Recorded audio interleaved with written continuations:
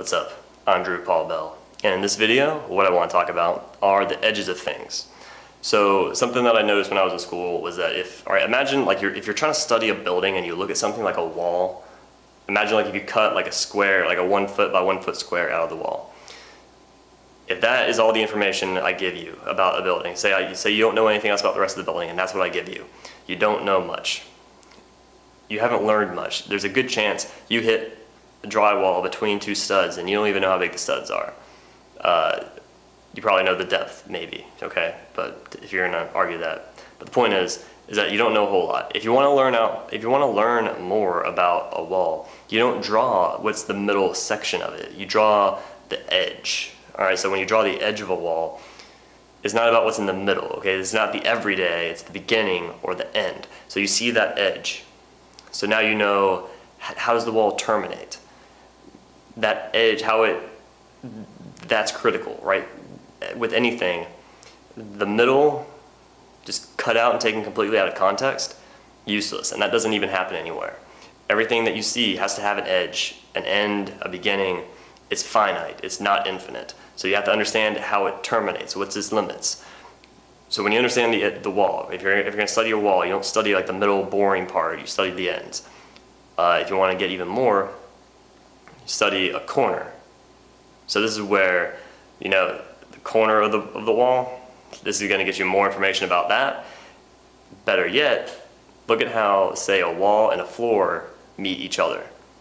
Together, either one of them, same thing. You take a square out of a floor, you're still not gonna be revealed a whole lot, but if you get how that edge occurs and then how that edge occurs with relationship to the wall, now you got some real information. You see how the wall sits on the slab, or if it's a slab, or if it's a wood frame construction, you get to see that. Get better still, see how two walls hit each other and how that sits on top of the floor. That's going to really teach you a lot about the building, how it goes together.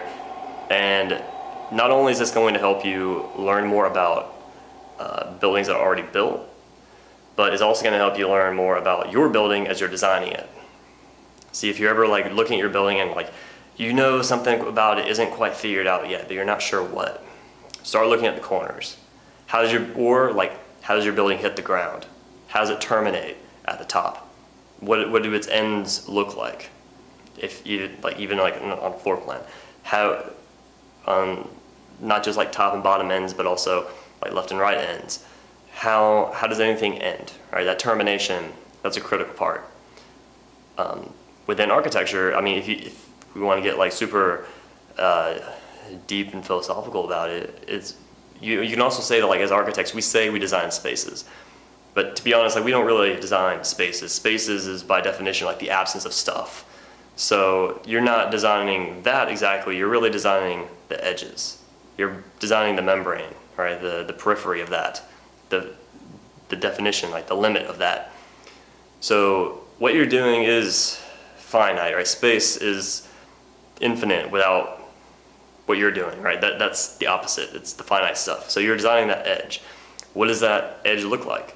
Is it clear? Does it have lots of windows? Do you see out? Is it transparent? Is it opaque and dark, private, secure? There's a lot of these things, right? So this edge, okay, this thing that you create, this membrane, the boundary between one space and another, whether that's right between the private space of the interior and the public space of the outside, or between like the kitchen space and then the dining space, right?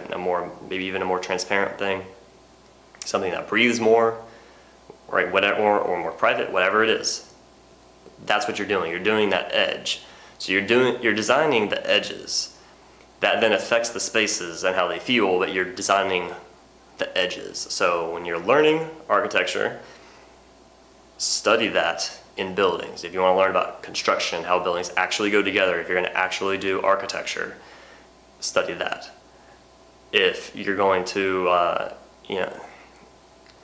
also understand the building as the edge of a space. So it's not just like the end of a sheet, like a wall or a floor, but it's also that wall and that floor is a membrane that separates the space from the infinite, from everything else.